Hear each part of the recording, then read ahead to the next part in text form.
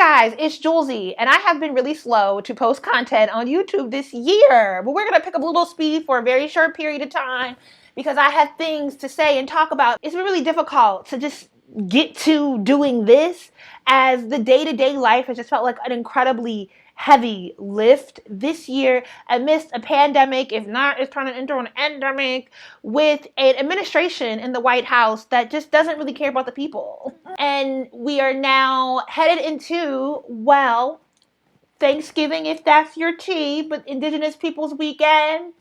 We don't mess with the colonizer vibe weekend, where because we live in a capitalistic society, and this is naturally one of the rare weekends where people have 2 days off during the week, and people are inclined to gather, and the idea of community and family are so deeply steeped around this time of year that folks are trying to make the hard decision about to gather or not gather, or make the sacrifice of staying alone this year. And also the other part of that is dealing with the loneliness of quarantining, of self-isolating, of making your community smaller, and the impacts that has had on people's mental health. This is a particularly difficult year. But if you are watching this and trying to make a decision about how to gather safely, because it's just a function of life, people do need it, click the eye above for the CDC website that offers alternatives for safely gathering together. But let's get into this video. So first up, I wanted to come and talk about just COVID in general. And I am not invested in the judgment or the questioning around why are Black people gathering the way they are gathering or doing what they are doing. I really don't talk about anybody, the other folks neither, because my timeline and I follow and my sphere of influence is so black and black. And there are people that I deeply love and respect. I'm noticing across socioeconomic lines, across cities and towns, that people are gathering in different ways. And I'm not interested in becoming the judgment police about how folks gather.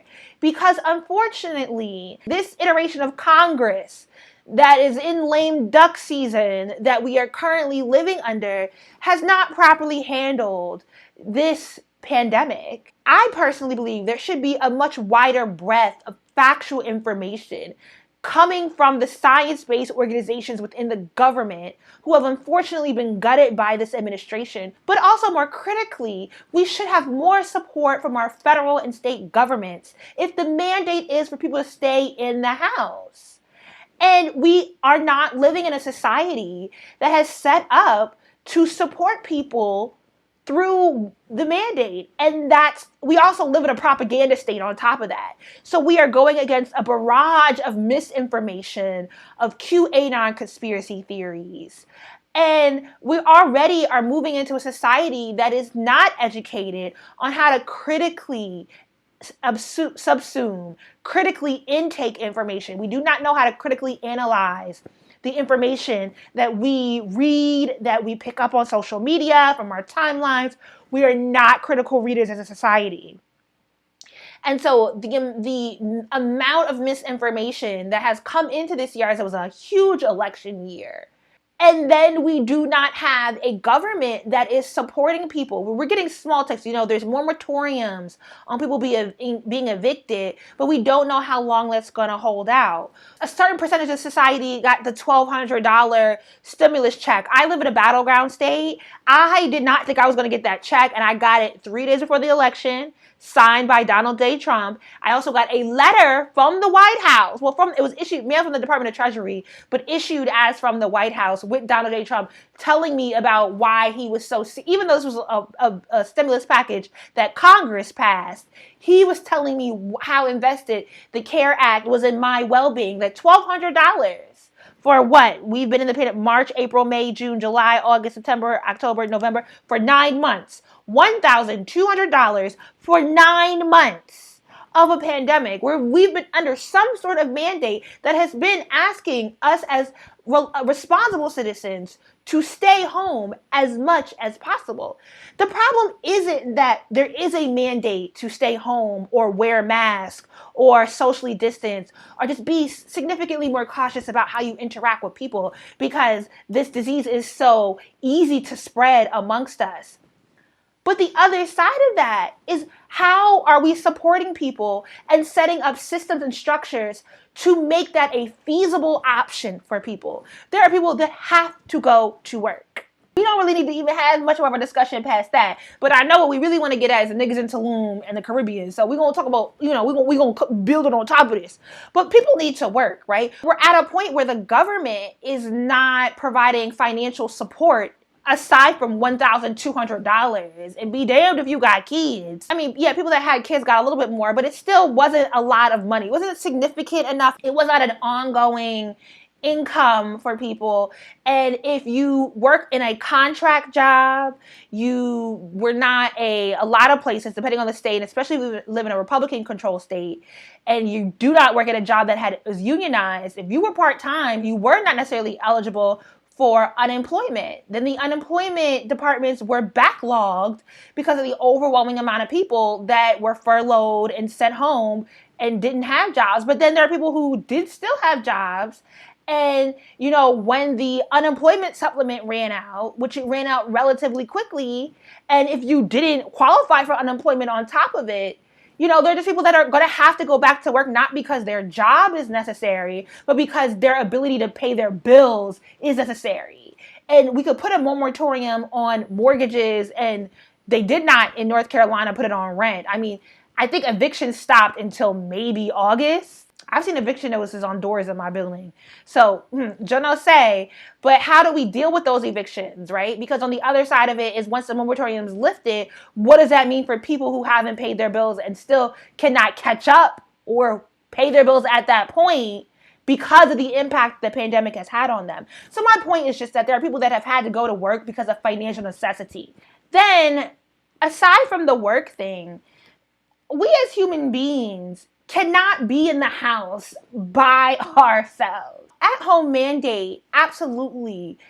One, it never came from the federal government, which is deeply unfortunate.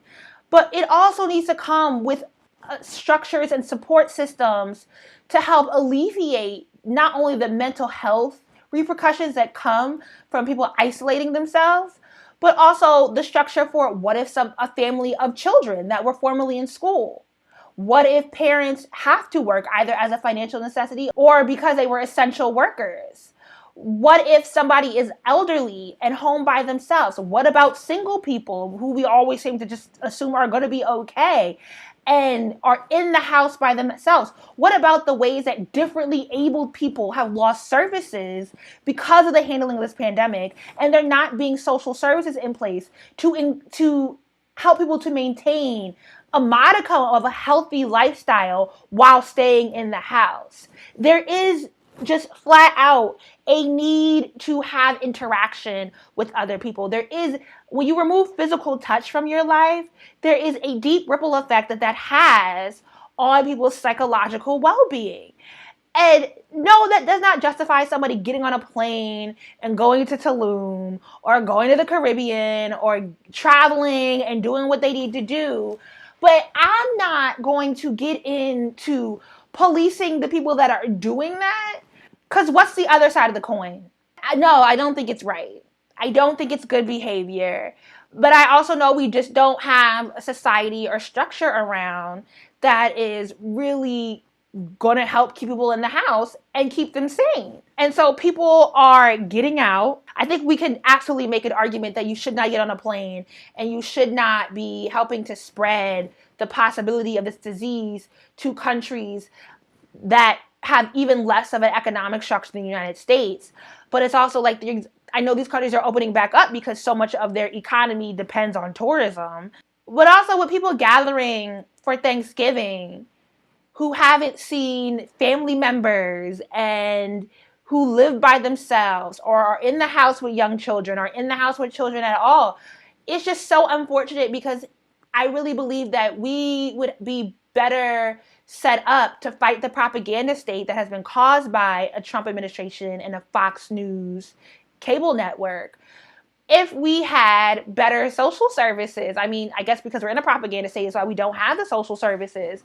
But if we had better social services, better financial support, better means to help people work from home, better, if we had a better childcare system already set up, because that's the other side. There has been a long political fight. I always reference Dr. Mary Frances Berry, who's a historian who formerly taught at University of Pennsylvania. But her book Politics of Parenthood does touch on the fight for expanded child care services in America. So like the idea of like AmeriCorps services, early education, daycare as women entered into the workforce. And because of capitalism and because of how this economy is structured, the necessity of middle class and working class women to be part of the labor force, and us moving away from a society that was built on this idea that the mother firmly stays at home to raise the children, that there will be other services to compensate for the necessity of women entering into the workforce. Universal child care. I want to say expanded, but we only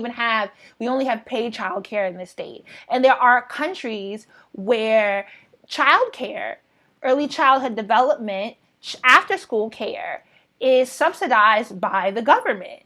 And in a pandemic, we don't even have that structure that helps. Well, if you don't have a child who is of public school age, that there are services to help offload the heaviness of having your children in the house full time while you're trying to work from home if you have that privilege. And that's the crazy part, that working from home and being able to maintain your job is a privilege, even though it's a highly stressful privilege with everything that is going on.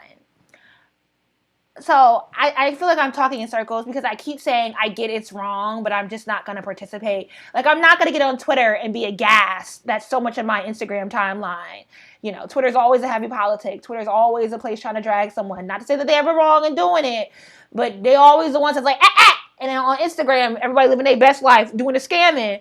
But, yeah, a lot of my Instagram timeline is people traveling. And I think the unfortunate part is because we don't have the resources, even going to get tested is sort of like a tiptoe game in Southern, especially in Republican-controlled enclaves, that people are not being honest about whether or not they've had COVID. I think people are getting it and being very hush. I've been to several meetings in North Carolina when I went to buy my car and then I was trying to find a financial planner.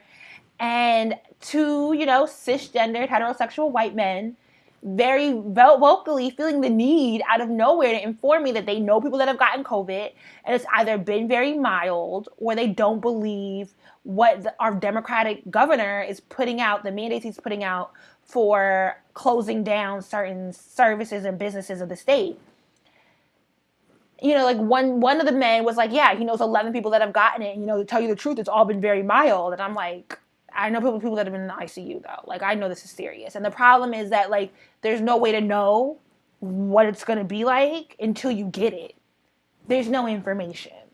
We're just living in a mind, I want to say a mind fuck. And I think a lot of people are holding their breath for January 20th. But I'm going to do another video all about my thoughts on the Joe Biden presidency. All right? Thanks for tuning in. Let me know what your thoughts. How are you handling this? What are you doing with this? All right? Deuces.